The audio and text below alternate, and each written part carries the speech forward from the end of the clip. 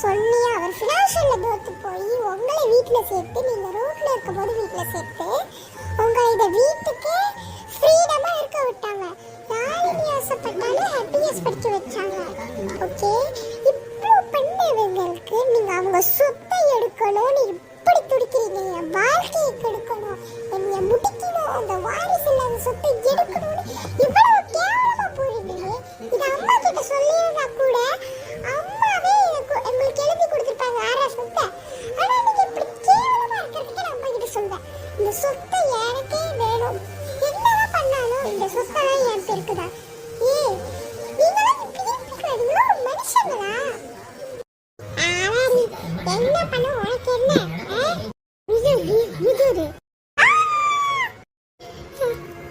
ஷாலிமா விட்டு பாவமா இருக்கதமா.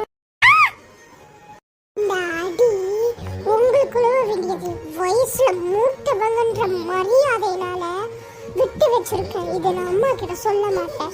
இன்னிலிருந்து நல்ல மனசு ஜென்மங்களா திருடுங்க. இப்படி அடுத்தவங்க சொத்தை வாழணும்னு நினைக்காதீங்க. உங்க சொத்துல வாங்கலுங்க. இந்த மாதிரி நன்றி நாங்க வீட்லயே வச்சிருக்க கூடாது. ஆனா நாங்க வச்சிருக்கோம். இது உங்களுக்கு கிடைக்கிற 2வது சான்ஸ். பாத்தீங்களா எவ்வளவு திமிருன்ட்டு? அவகிட்ட பணிஞ்சு போயிட்டு கொன்றானா? இப்பதான் என் மகன் நிரூபிச்சிருக்கேன். கரெக்டா சொல்ல அவ்வளோ அப்படிதான் கொள்ளணும். எப்படி கேட்கலான்ட்டு போனா தப்பா நினைச்சுக்காதீங்க. உங்க பையன் ஜாதகத்தை எடுத்து சொல்லலாம். ஐயர் ஒருத்தரை வர வைப்போம், அவரு தான் சொல்லுவாரு. அதனாலதான் ப்ளீஸ் தப்பா நினைச்சுக்காதீங்க சமந்தி. பையன் பொண்ணு ஜாதகம் இருக்காமா? சமிந்தாங்க பொண்ணு பையனா? நாகநாகினி கதை கேள்விப்பட்டிருப்பீங்க. அந்த நாகநாகினி கதையில காதலன்னு இறந்துட்டா காதலி பழி வாங்குவோம். ஆனா இதுல ஒரு நாகினி ஒரு காதலை பிரித்து விட்டுருக்கு.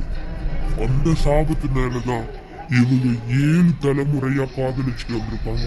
ஆனா அந்த நாகினிக்கு இவ்வளவு கெட்டப்பு பண்ணதுனால என் பெருமானு இந்த தலைமுறை அதாவது 7 தலைமுறைனா முதல் தலம் 8 ஒரு தலைமுறைக்கு 4 அப்படின்னா 4 முதல் பிறவி. அப்படின்னா கூட இப்ப இவங்களுக்கு 4வது பிறவி.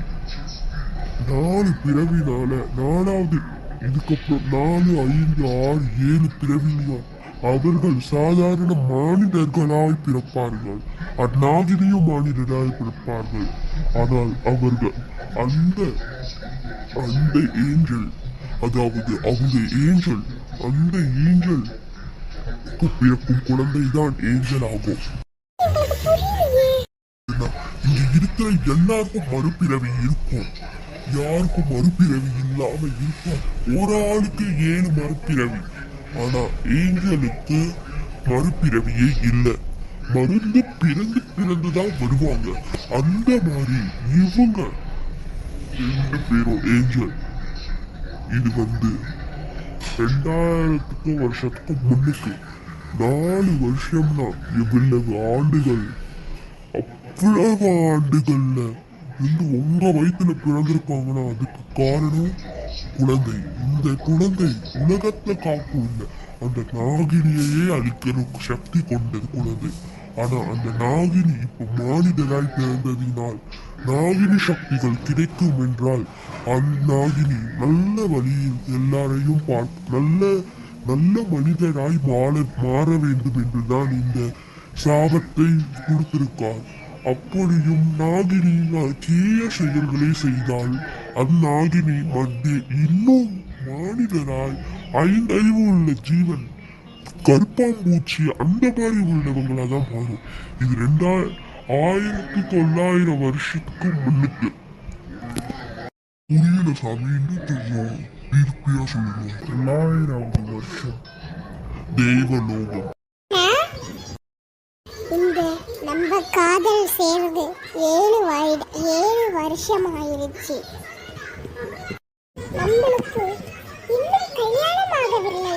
ஆனால் நம்ம வாழ்க்கை மிகவும் சந்தோஷமாக போகின்றது அல்லவா? அப்படி ரொம்ப நாள் நல்லா போனுச்சு. ஆனா அன்னைக்கு நாகலோகத்துல ஒரு நாகினி தேவலோகத்தை சுத்தி பார்க்கலான்னு அன்னையே லோகத்திற்கு செல்லலாம் என்று இருக்கேன். நீங்கள் என்ன தயவு செய்து நான் தேவலோகத்திற்கு செல்ல போறேன். அதற்கு நீங்கள் துணையாக இருப்பீர்களா? புரிவார்களே. ஆனால் தேவலோகத்திற்கு போனது மிக பத்திரமாய் இருந்து கொள்ள வேண்டும். நன்றி அன்னையே. போகும்போது அங்க இருந்த ஏஞ்சல் ஒருத்தனை பிடிச்சிருச்சு. நீங்கள் பார்க்கிறதற்கு நாகினி உடை அணிந்திருக்கிறீர்கள். அழகில் மயங்கி அவள் உண்மையை கூறினார். நான் நாகலோகத்திலிருந்து தேவலோகத்தை சுற்றி பார்க்க வந்துள்ளேன். மனைவி காதல் ஏஞ்சல் வந்து விட்டாள். கூறு. பார்ப்பதற்கு நாகினி மாதிரி இருக்கிறார்கள்.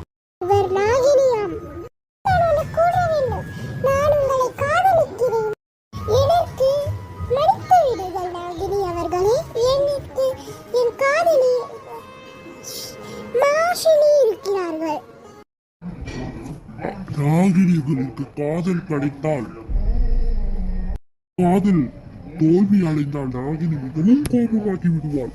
அந்த மாதிரிதான் அவளும் போகுமாடா. இது தப்பு. நான் கூறுகிறேன், நீங்கள் என்னை காதல் செய்தீர்கள். என் பாவத்தை நீங்கள் வாங்கிக் கொள்ளாதீர்கள். அவர் என் கணவராக போறார், பதியாக போறார். முன்னாடிதான் இதற்கப்புறம் நீ உயிரோடு இருக்கக்கூடாது. எண்ணி நீ உன் காதலை விட்டு பிரிந்து செல்வாய். இது சாபம் அளித்தாள். இப்படி என் கணவி என் மனைவி என்ன செய்தார்? காதல் செய். நீ எல்லாம் ஒரு மூஞ்சா. உன்னை எவர் காதல் செய்வார்? பாவத்தை வாங்குங்கள். அடுத்த பிறவியிலும் நீங்கள் காதல் ஒன்று சேராது. அதே மாதிரி பல பிறவியில் உங்களுக்கு காதல் ஒன்று சேராது. அதற்கு எவன்? நான் தான். நான் உனக்கு சாபம் அளிக்கிறேன். என் மனைவியை அழித்ததற்காக நீ இன்னும் 48வது நாளுக்குள் கல்லாக மாறிவிடுவாய். துடைத்து 100 நாள் கழித்து இந்த சாபம் நான் என் வாயாலே கூறினால் நீ அக்கல்லிலிருந்து தப்பிப்பாய். இல்லை என்றால் திரும்பியும் நீ இறந்து விடுவாய். மறுபிறவியில் உன்னோட நாகினி சக்திகள் குறைந்து விடும். இதான் என் சாபம். சாபமிட்டதினால் அவர்கள் மறுபிறவையிலும் தான் நடந்துவிட்டது. நடந்துச்சு.